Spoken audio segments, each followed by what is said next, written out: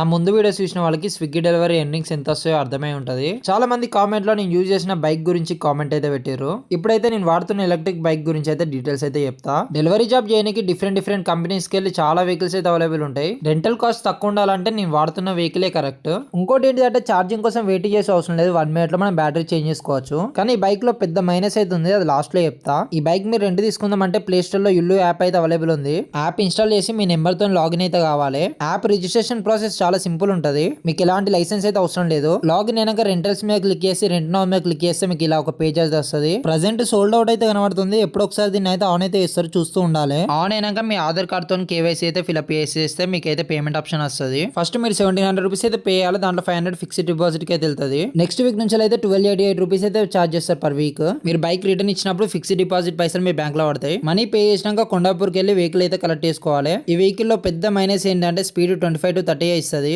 మరిన్ని ఇలాంటి interesting blogs కోసం మన ఛానల్ ని సబ్స్క్రైబ్ చేసి నన్ను సపోర్ట్ చేయండి. ఉంటాయి. Bye bye.